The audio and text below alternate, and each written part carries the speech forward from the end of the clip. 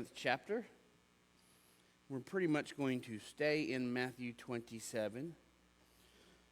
Our key verse is Matthew 27, 29 through 31. And it says, when they had planted a crown of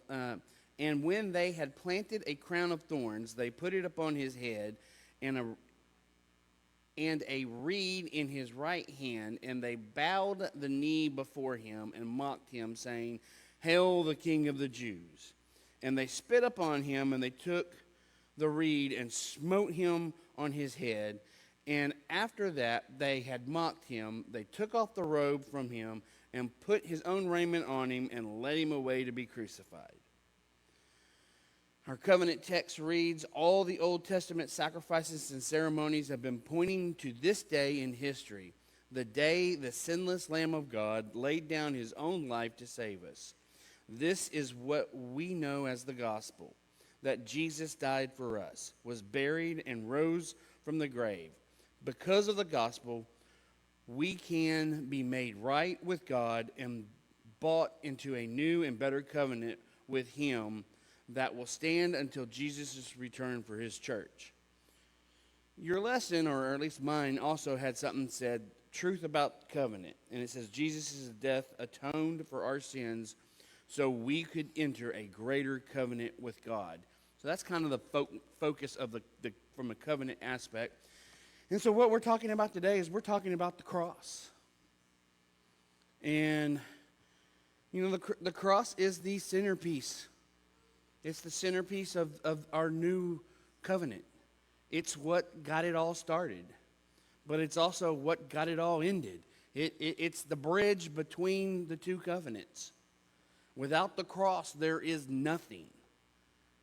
And so, without everything that occurred going to the cross, we cannot be made complete. And so let's go and look at the cross and the actions that are done and what was done to Jesus. And so I've kind of titled this for me, it's the shame, the pain, and the victory of the cross. Because really that's what's happening here. Jesus is sinless. Jesus has no sin. He has no shame. But we have shame. We are in pain. And only through the victory at the cross and Jesus taking our shame and our pain upon himself are we able to walk free now. But before we get started, like always, I kind of want to do some back thing, because as I was studying, I asked myself two questions. This is two things that just come into my head, and I couldn't get away from them. Why Jerusalem? Why the cross? Why did it have to be Jerusalem? Why did it have to be a cross? Anybody care to hazard a guess? Or state your opinion? Why Jerusalem? Why a cross? Have you ever asked yourself these questions? Why was it important that it all take place at Jerusalem? What? Birthplace? Abraham? All right, well, let me give you what I find. So, according to Jewish, now I did some research and got into history, and according to Jewish and Islamic law, okay, we're talking about the Jews and Islam. These two don't agree on anything. But according to both traditions and both histories and both religious beliefs, the Temple Mount, this is Mount Moriah, is considered the literal and spiritual center of the world. So the Jews believe, and the Islamic people believe, that this is the cornerstone from which God created the world and man. And that the rock, the very bedrock that is on top of the mount, is where Adam was created. Many of them believe that this is the location of Eden. on top of Mount Moriah, which is the mountain of Jerusalem. Yes, but so they believe that it was set atop of this mountain and around this mountain because they believe that there was valleys and that this is the area of the original Garden of Eden. That's their belief. That's what they teach. That's their traditions. I find that very interesting. Can we prove it? No. There is no way to prove that. But it is something that Israelites believe. They believe that the Temple Mountain, or the temple and the tabernacles, was a design of what Eden looked like. So take that what you will. So many biblical scholars note that that the layout of the Jewish temples and tabernacles was a mirror of the Garden of Eden. And so we also have to take note that this is the place which God sends Abraham to sacrifice Isaac. Okay, so let's stop and think about this. This is before we go to Egypt. This is before the Old Testament. This is before all of everything else happens. God says, Abraham, go to this mountain that I'm going to show you. Now, history says this mountain from his location was around 80 miles away. So they went and walked 80 miles until God showed him this mountain. And this is the exact place where he is going to say is the promised land, and he is going to build Jerusalem.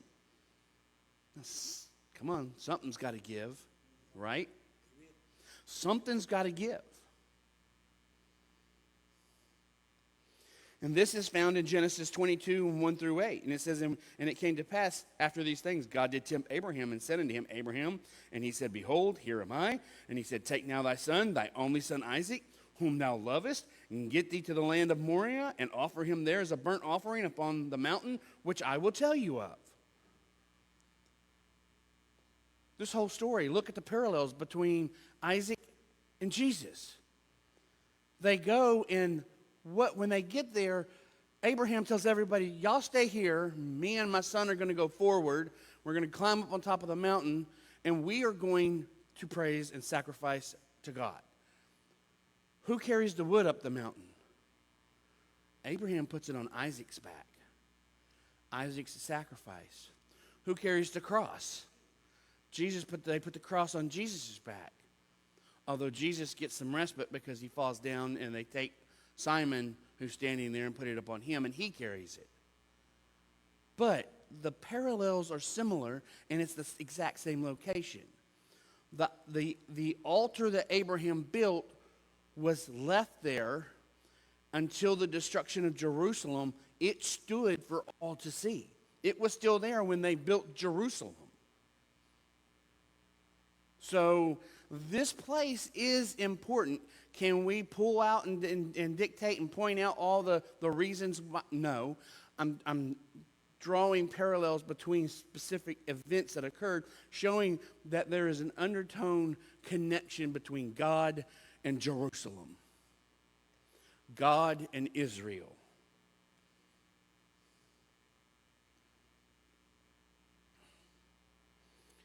Understand, Isaac was the promised son, right? He was the promised son. Jesus was the promised son. And so I draw a line and I begin to think that maybe this was the first attempt God used to try to cleanse the world. And then he goes, nope, it's not gonna meet the need. It's not gonna be. His blood cannot do what I want it to do. I can't prove that. That's my human mind thinking. And so I say all this to provoke you to study more. I say all this to provoke you into thought, to provoke you to get in and begin to look and to think outside of just reading it, and stop and watch what you're reading and start connecting dots, because there's a lot of mysteries that are hidden in here. So why a cross? Why did God choose the cross as the appropriate method to sacrifice Jesus? to redeem man from the sin of the world. As we all know by now, it all started with a tree. So it started in the garden. Genesis 3 and 6. And when the woman saw that the tree was good for food, and that it was pleasant to the eye, and the tree to be desired to make one wise, she took of the fruit thereof and did eat, and gave it to her husband also, and he did eat. And the eyes of them were both opened, and they knew that they were naked, and they sewed fig leaves together, and they made themselves aprons. Eve ate of the tree that was forbidden to be eaten of, and she gave to Adam, and he too partook of the tree and sinned against God's law. This act caused all men to become separated from God. Then, Romans 5:12 puts it this way: therefore, as by one man sin entered into the world, death by sin, and also death passed unto all men. So death enters into the world. So man is separated and he dies because God told him, in the day that you eat of the tree, you're going to die. So a death occurred, but not a physical death, but a spiritual death. And this death separates man from God. What is it? The deal about death is that it is a separation, even in a natural death or a spiritual death. That's what defines death, is separation. You're separated from your people when you die in the natural. You're not there anymore. You're absent. You're never going to be again with them anymore. When you died in the spirit, you're separated from God's presence. You're not going to be with him until he came and brought us back. Until there's reconciliation. So, not only did this bring death on man, it caused man to be cursed. Man and the earth became cursed because of sin. Look at Genesis 3:17. And unto Adam he said, because thou hast hearkened unto the voice of thy wife, and hast eaten of the tree of which I commanded thee, saying, thou shalt not eat of it, cursed is the ground for thy sake, in sorrow thou shalt eat of it all the days of thy life. So, if man was now in sin, he and the earth were cursed, so that his trees and plants would not yield their strength and blessing to him without hard labor. Then all this must be restored in a like manner. Jesus had to become cursed for our sakes to restore us completely to God. There was only one way to complete the requirements. The cross was often called a tree, as many people were literally nailed to trees. They would just take a plank, hold them up to a regular tree, and nail them on the tree and leave them there. But let's look at what the law says, because there's something very interesting in the law. In Deuteronomy 21:22 through 23, it says, and if a man have committed a sin worthy of death, and he be put to death, and thou hang him on a tree, his body shall not remain all night upon the tree, but thou shalt in any wise bury him that day. For he that is hung is accursed of God. And thy land be not defiled, which the Lord thy God giveth thee for an inheritance. The word tree in Hebrews is ants, or ants.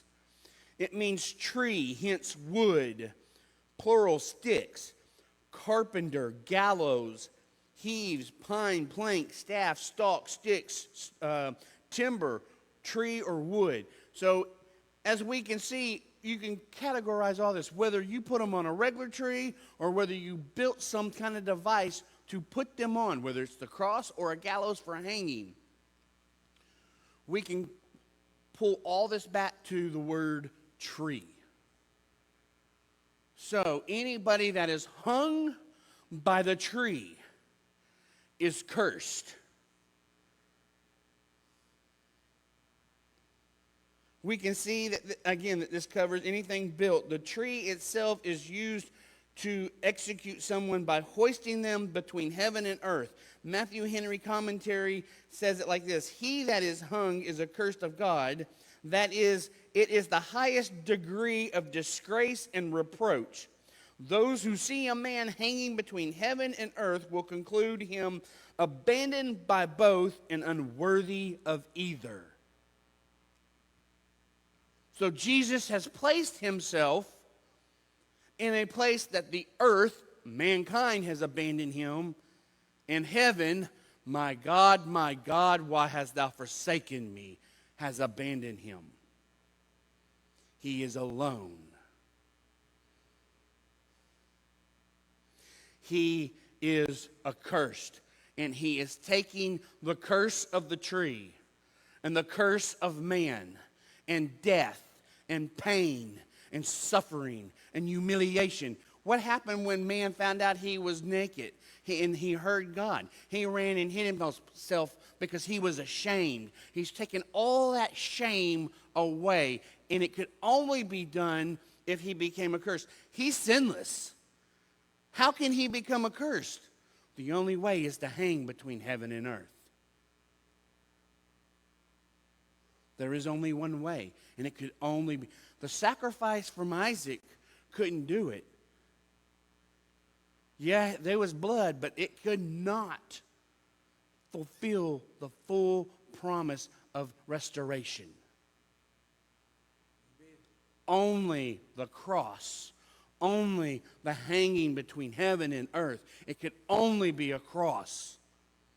And the cross is one of the most humiliating, painful executions. If you study it, you are left bewildered how anyone could even get to the cross, let alone hang there for, it could take people up to a week to die on a cross. It was designed to commit the ultimate suffering and to prolong it. It was not supposed to be a quick execution. It was torture. Literally, what man would say had to be hell on earth.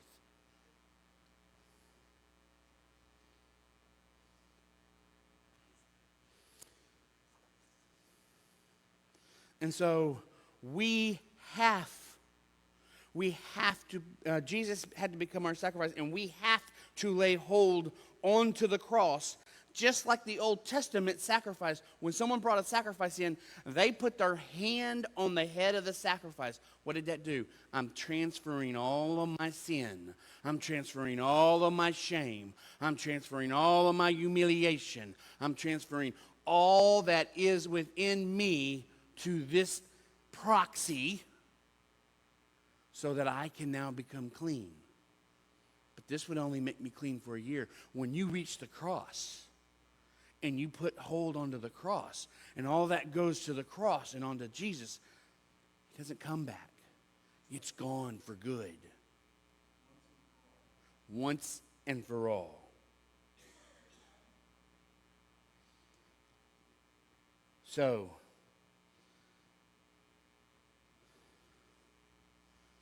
this is why the cross becomes the instrument of the final sacrifice.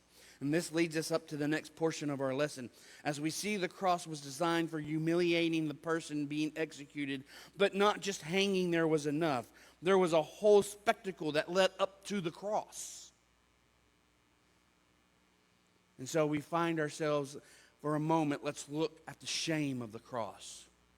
Like I said, man felt shame after he had sinned. And so Jesus felt the shame of the cross as he began to bear everything from us onto himself. And we find this in Matthew 27:15 through 25. And it says, "And now that the feast of the governor was wont to release unto the people a prisoner whom they would. And they had a notable prisoner called Barabbas. And therefore, when they were gathered together, Pilate said unto them, Whom will ye that I release unto you, Barabbas or Jesus, which is called Christ. For he knew that for envy he had been delivered unto him. And he was set down on the judgment seat, his wife sent unto him, saying, have nothing to do with that just man, for I have suffered many things this day in a dream because of him. And the chief priests and the elders persuaded the multitude that they should ask Barabbas and destroy Jesus. And the governor answered and said unto them, whether of the twain will ye that I should release unto you? And they said, Barabbas. Pilate saith unto them, what shall I do with Jesus, which is called Christ? They all said unto him, let him be crucified. And the governor said, why? What evil hath he done? But they cried out the more, saying, let him be crucified. And when Pilate saw that he could not prevail nothing, but that rather a tumult was made, he took water and washed his hands before the multitude, saying, I am innocent of the blood of a just person. See ye to it. Then answered the people and said, his blood be on us and our children.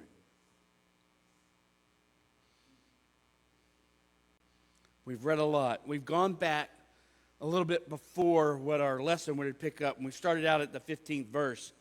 And we see here that Jesus stands before Pilate. Pilate sees no wrong in Jesus. The Roman ruler says, this man is innocent. He's done nothing that I can find. And he realizes that the Jewish rulers have brought him here because of spite and envy. They detest him, and they want to remove him, and they want to use Pilate to do it. Pilate remembers a custom that would allow him to release Jesus. However, he has to give the people a choice.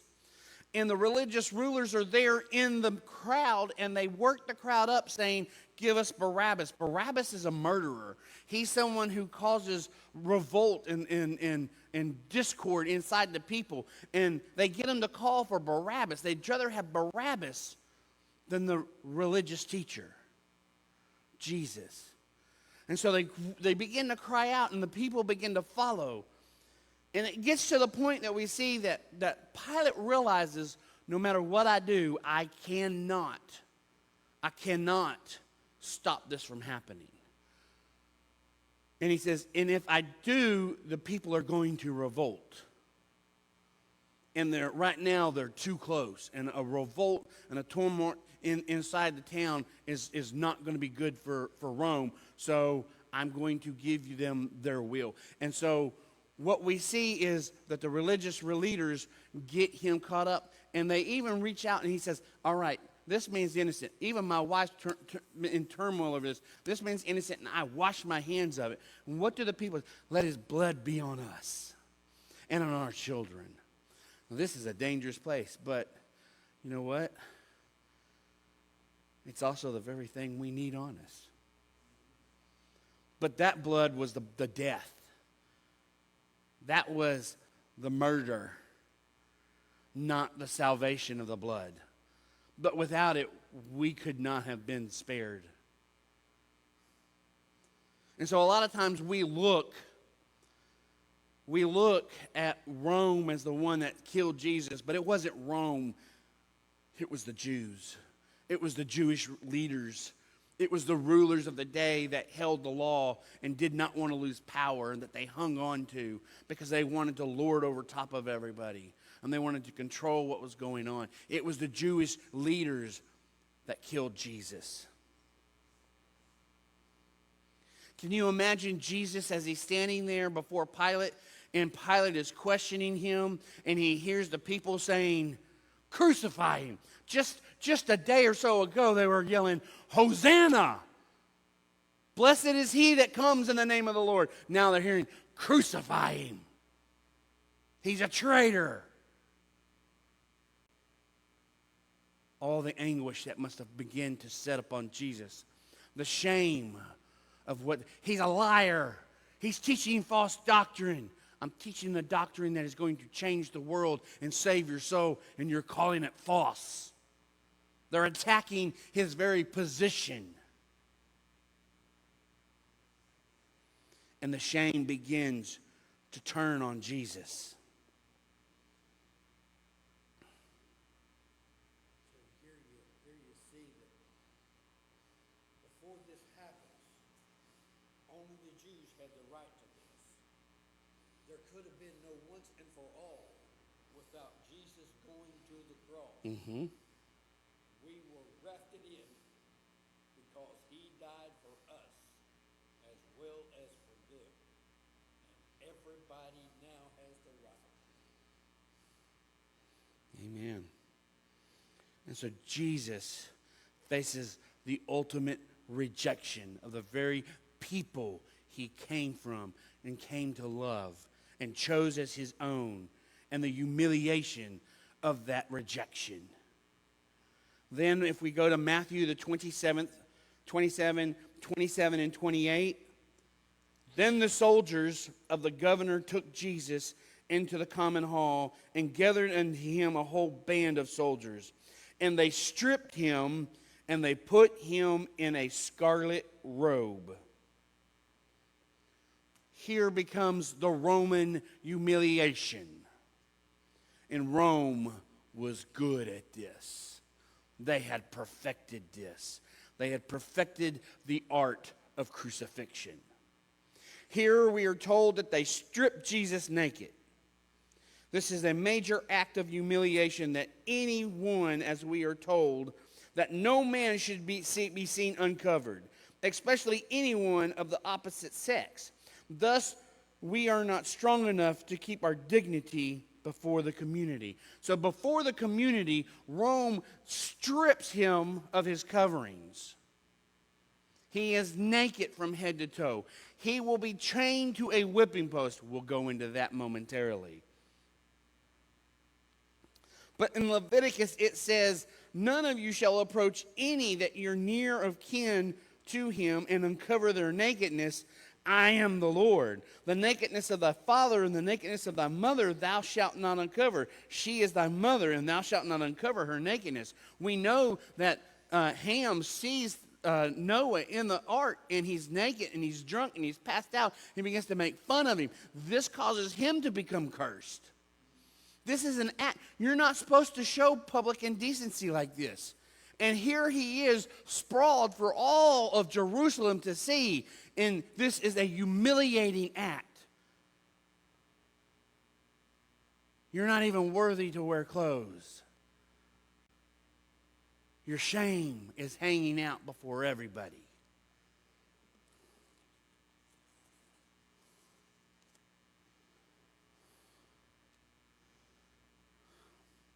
Again, when man sinned in the garden, the first thing he did was he realized he was naked, and he ran and he tried to make leaves and cover his nakedness up. He tried to cover his loins up so that he couldn't see, and then he hid from God.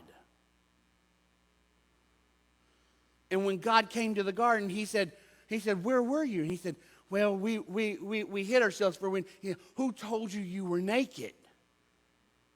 Who told you, Adam, that you was even naked? You had no knowledge of this unless you did what I told you not to do. One of the side effects of sin was realizing that they were naked and being ashamed of it. We try to cover ourselves and hide from God. When we sin, that's the exact thing. Oh, I can't go to church. You immediately want to figure a way to not go to church, not be in the presence of God. Why? Because you're ashamed, and you're ashamed of what He will think of you.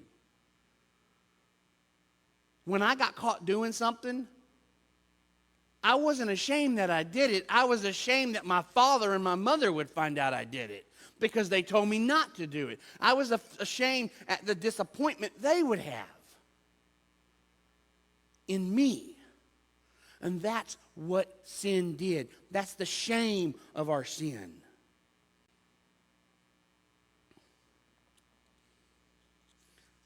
We'll go in, like I said, we'll go into the whipping here in a minute. They said that they put on a scarlet robe. They gave him a reed in one hand. And they all bowed the knee and began to say, "Oh, the King of the Jews." Begin to mock him. "Oh, look, you're the King of the Jews. Here we are. Oh, look what's happening." Oh, ridicule. Ridicule. They took the reed away from him. They began to smite him on his head. They began to spit upon him. At some point, we see in Matthew 27 and 29, it says, "And when they had planted a crown of thorns, and they put it upon his head, and the reed in his right hand, they bowed the knee, and they began to mock him, saying, 'Hail, King of the Jews.'" They took that crown and began to press it into his head and began to hit him on top of his head with that reed, forcing it to go deeper and deeper into his skull. If I understand right, the reed was like a staff, like a stick, like a wooden rod. Most people say that believe it to be a hyssop branch, which was a bush but grew kind of tall like a tree. And it grew thick enough, and they believe that that's what they were using. It goes on to say in 27 and 30, "And they spit on him, and they took the reed, and they smote him on his head." They start striking him with the reed on his head, and the crown, again, like I said, it's being pushed down, and they're spitting on him. What would you do right now if someone spit on you? Makes you real mad. It's a killing offense today. Oh, people will spit on you if they don't like you. But there's a lot of people, if you were to spit on them, they'd pull a gun out or a knife out and they'd attack you. They'd try to injure you.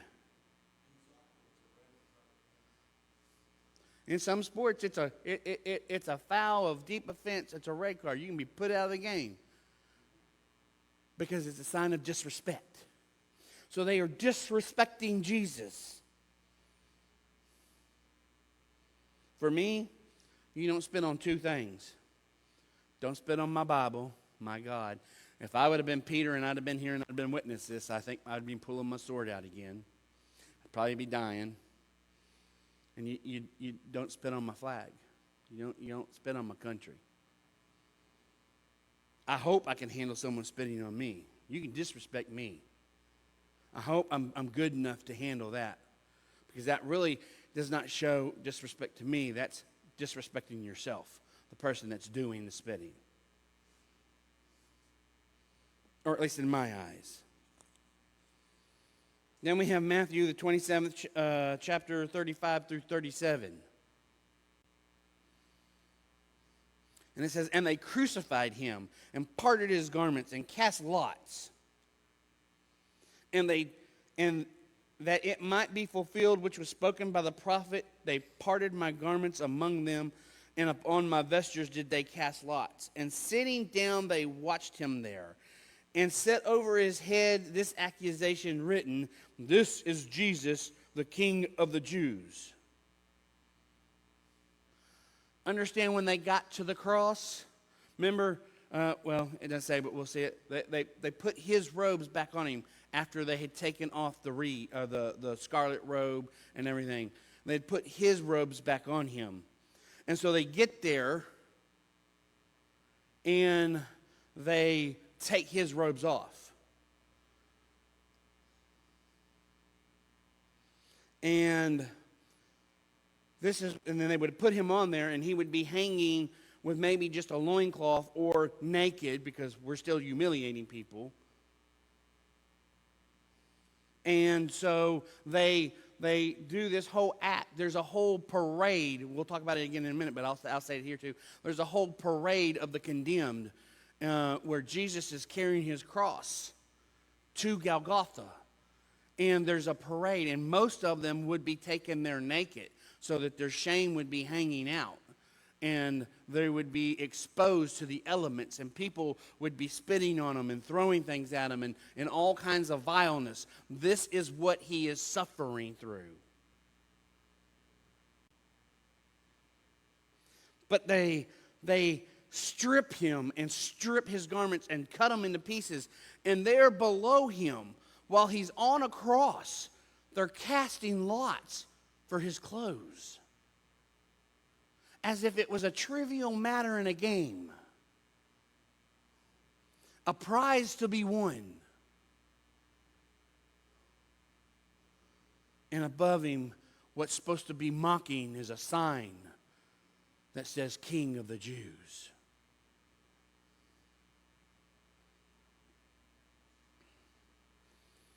But all this had to happen because prophecy had to be fulfilled. We couldn't end the Old Testament unless all the prophecies had been completed.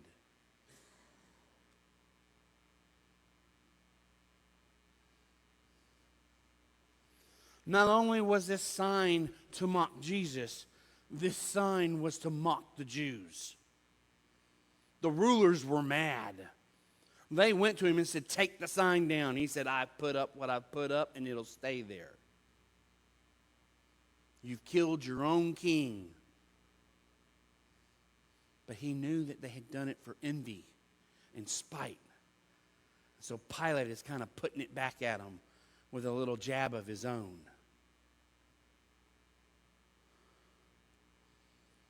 Matthew 27:38-44. And there were two thieves crucified with him, one on the right hand and the other on the left. And they that passed by reviled him, wagging their heads and saying, "Thou destroyest the temple, and thou buildest it up in 3 days. Save thyself, if thou be the Son of God. Come down from the cross." And likewise the chief priests mocking him with the scribes and the elders said, "He saved others. Himself he cannot save. If he be king of Israel, let him now come down from the cross, and we will believe him. He trusted in God. Let him deliver him now, and if he will have him, for he said, I am the Son of God." And the thieves also, which were crucified with him, cast the same in his teeth. Understand what's going on. So here he is hanging. And as they begin to walk by and gather around, they begin to jeer at him. They begin to take stabs at his comments that he would destroy the temple. And he said, if you destroy this temple, they're thinking that he's talking about the city, but he was talking about himself. They were destroying the temple at the very moment to complete that prophecy. And in just a few days, that temple was coming back. But they didn't understand. And so they're jeering at him and they're making fun of his words and his teachings and of his testimony. And they're like, "Oh yeah, you said you're the Son of God. Where's God now? Where's your daddy now? He won't even come help you. Come on down. If you come down from that cross and you save yourself, we'll finally believe in you." It's kind of like what the Puritans would do to a witch. You know, they throw her in water. If she floats, but they tie a stone to her, there's no way she's floating with a stone tied to her feet. It's like you set a test that no one can pass. And the only person that's failing is the ones that set the test.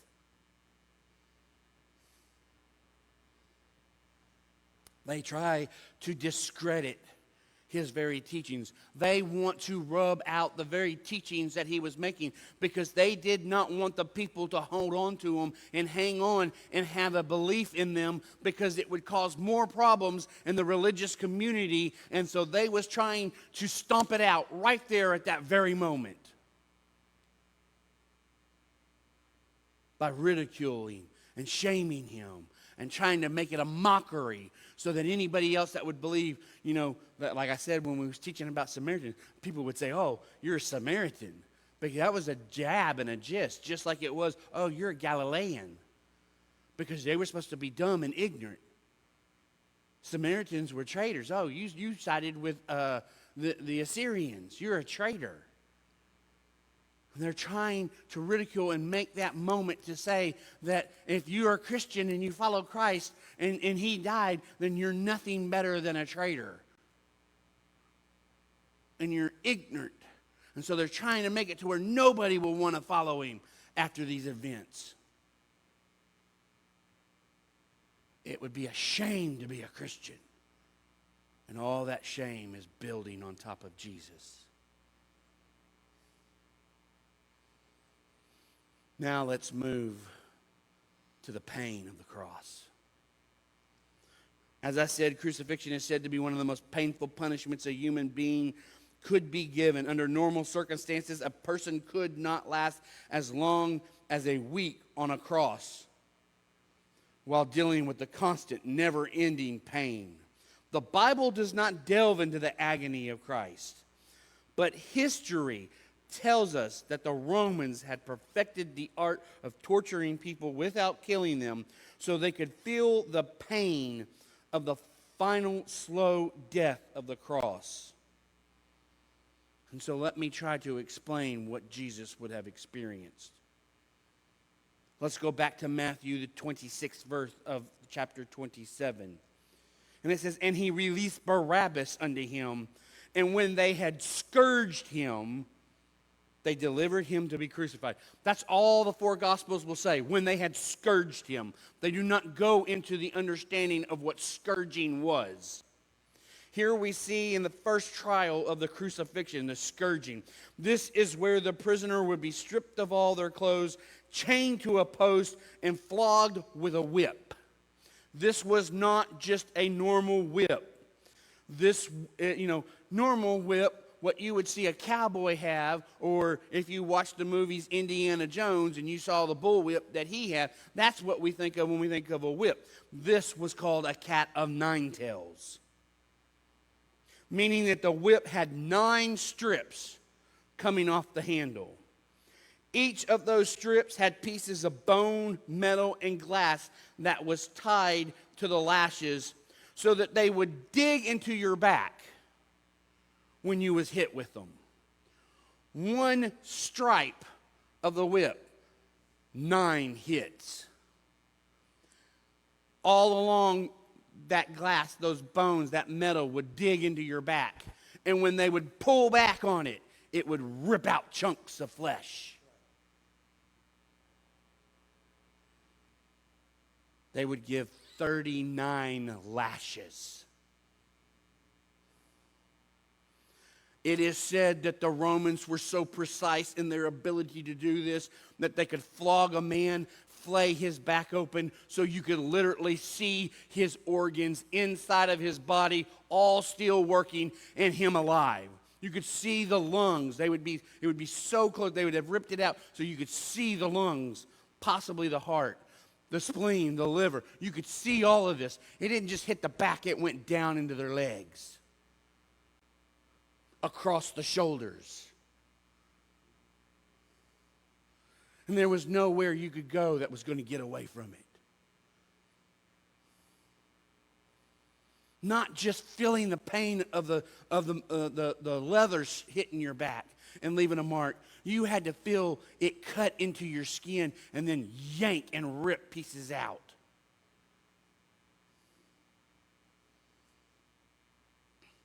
Many people never made it past the scourging. They would die on the whipping post before making it to the cross. Understand also, Jesus has not slept since the last time, which was probably before the Last Supper. He's not drank anything, and he's not partaken of any more food. Now we're adding blood loss on top of it because his back would have been bleeding. His back would have been pouring out blood. Again, remember I told you that they had put a robe on him and they had mocked him, and then they took it off and they put his robe on him, or part of his garment back on him. This would have become caked in blood and stuck to his body. And as he is walking through and his tongue is beginning to swell due to the lack of, because of dehydration and the lack of water, and it would be hard for him to breathe because of the pain and the suffering he's already going through. The crossbeam was bore upon his back, and it would be splinters digging into his back as he's walking, into the very places that the whip has already been. And he falls down, and they put the beam on somebody else and says, carry his cross. They give him a little reprieve. Most people would have been kicked, punched, whipped some more until they got up and forced to carry that cross the rest of the way. But most people would have been done, they would have been forced on this parade, like I said, naked. With their shame hanging out, they would have been forced to endure the heat naked. Because we're doing this in the middle of the day. We're actually going into noon when all of this is being done. This is the hottest time and part of the day. So you're suffering the heat and the humidity and the misery of the elements.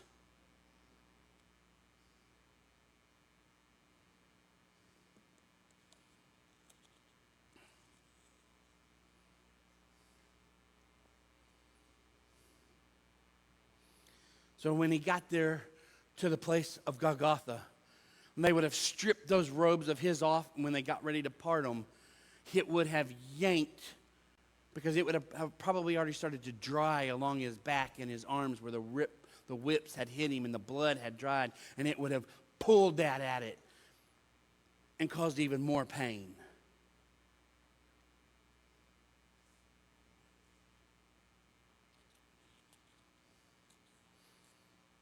Then they would have laid him on the cross. There's many different ways that they could do it. Some people they would tie there. Some people they would do different things. But we know that they put nails in him. And so they would have taken his hands and placed them on. And the way the word is in Hebrew, when we see hands, and most of us think hands right here, and there's debate. Many people say that your hands right here could not hold the nails and hold your weight up. Most of them say that it would have been right here in the wrist between the ulna and the radius. And that these two bones are strong and they would have been able to hold the weight of a human man up on a cross. But what most people don't know is there's 3 nerves that run through this area. And so the whole time when they put it through there, the nail would be pushing on these nerves. And when he went up into the air, as he tried to take a breath, he would have to push himself up and pull his arms down. And the nail would be pressing on those nerves, causing excruciating pain. The entire time. Think if you had to last a week and you're having to deal with this.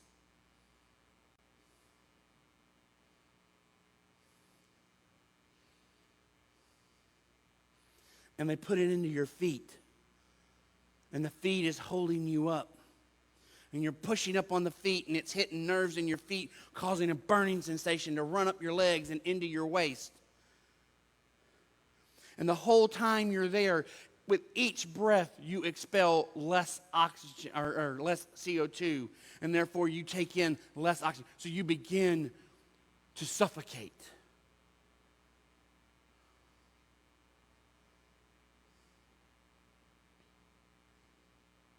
Your tongue would begin to swell again because of the lack of water. You would have coughing fits, which would only rack your body into more pain.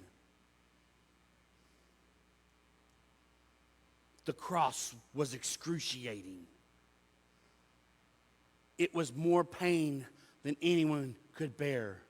I don't understand how anyone could not pass out because of it. And he stood there. He willingly allowed them to do it. He willingly allowed that pain to come through him because he loved you that much that you did not have to suffer that pain. And so much the so did he endure the pain that the vinegar and gall that was offered him. You're jumping. Is a sedative. You're jumping. Go ahead. Keep going. It is a sedative. And he would not take that to relieve the pain. He refused it. Jesus did. He refused the sedative. So, this leads us to our final point, the victory of the cross. We're going to start right there. Did any of you ever catch it when you're reading it? Go to Matthew 27, 33 and 34. And when they had come to the place called Golgotha, that is said, the place of the skull, they gave him vinegar to drink mingled with gall. And when he tasted it, therefore, he would not drink. There's two things we got to understand about this event, and it is important. One we've kind of partially heard of. I'm going to delve a little bit deeper. I want you to understand how devious the Romans had become in their ability to cause torture. This is something, again, most ministers entirely miss or they pass over, believing it to be a side note. However, it is the first victory of the cross.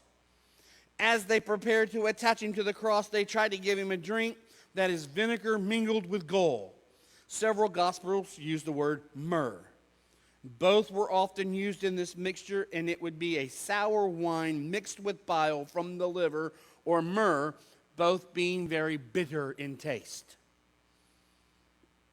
Medicinal and health benefits of these per modern science.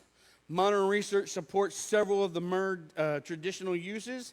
It is an antimicrobial, anti-inflammatory, and antioxidant properties, making it effective for wound healing, oral hygiene, and reducing inflammation.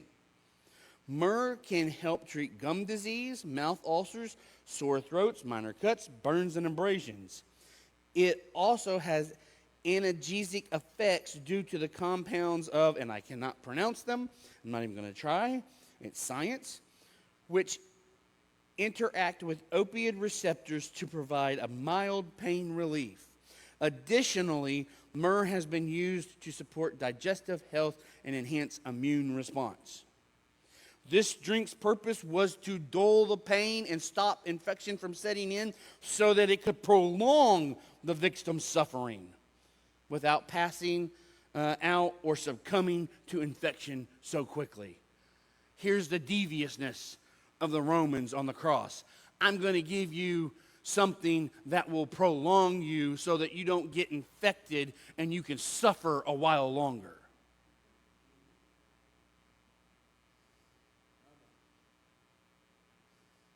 Not only that, it's going to dull your pain. It's going to dull your mind. Anybody ever watch Braveheart?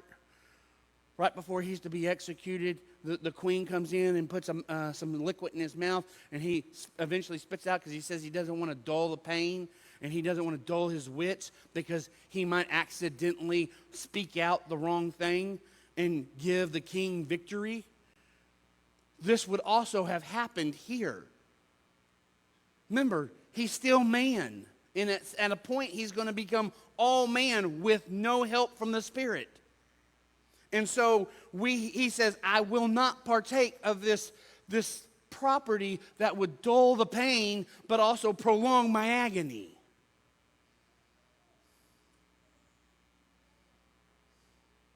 Jesus had to face the full force of pain and death on the cross. He could not allow flesh to betray him and cry out and make a false claim that he had lied about who he was. Had any of these events happened, Satan would be able to cry foul that the sacrifice would have been for naught.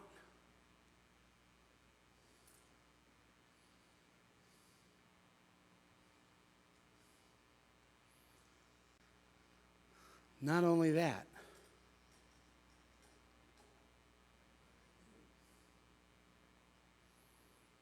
you see, had he partaken of that and lasted longer, the Roman soldiers, when they had come to broke his legs, he would have still been alive. And they would have had to break his legs. And what would that have done? That would have nullified one of the prophecy that no bone in him was broken.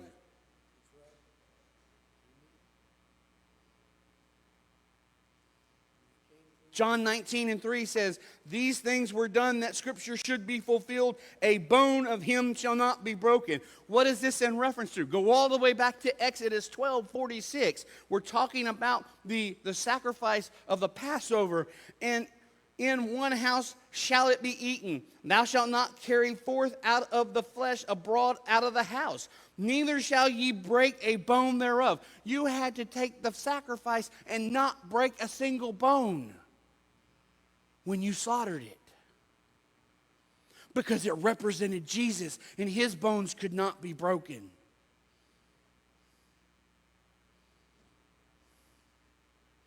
Not only that, he had to complete the prophecy that he would not drink of the vine again on earth, as he spoke in the Last Supper. If he would have taken the wine with that, he would have missed that prophecy that he made.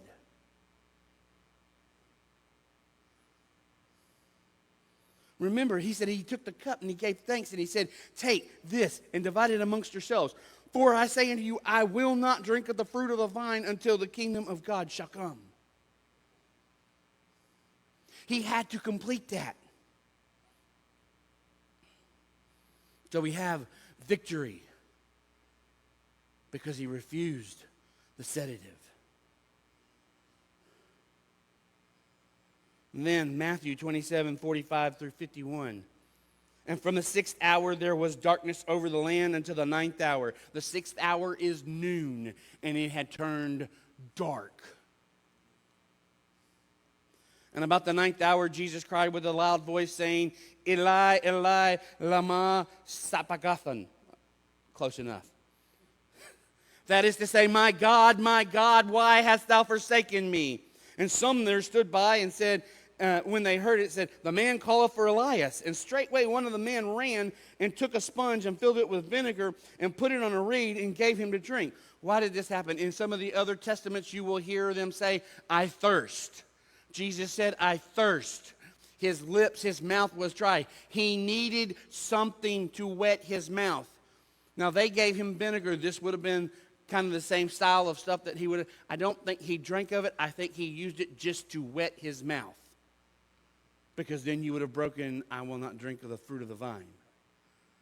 So try speaking with a dry mouth. It's very hard. Sometimes you just need to put water in your mouth so you can actually say what you want to say. And Jesus had to make another comment. And that comment had to be loud enough for the world to hear. It is finished.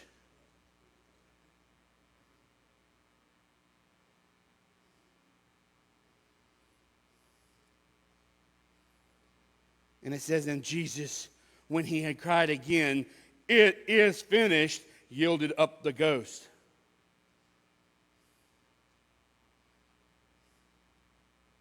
So Jesus is now standing here.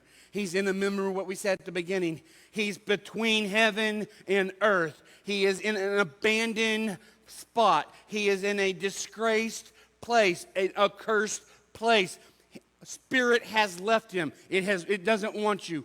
The people don't want you. And you're left there alone. And we hear, my God, why have you forsaken me? And then he takes another breath and says, it is finished. And at that moment, he gives up the ghost. But the power of God moves, because it had moved from him into the temple. And there, that which separated man from the holiest of holies was a veil, and that veil rent in half. And the earth shook, and the very rocks broke into pieces, because the power of God had been unleashed. Because the sacrifice had been completed. The final victory occurred at the completion of Jesus' death.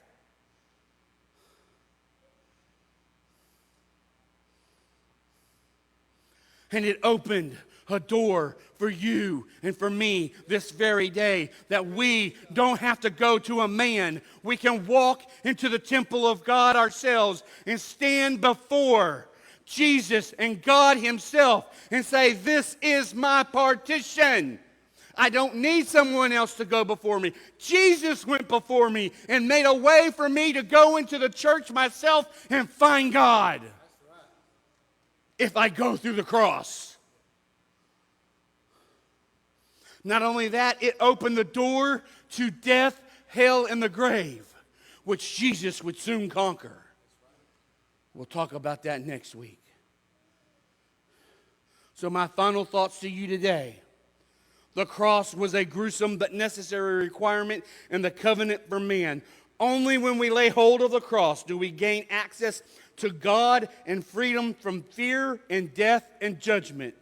We should all be running to an altar of repentance at the foot of the cross today so we can start our journey of the life in Christ. Praise God.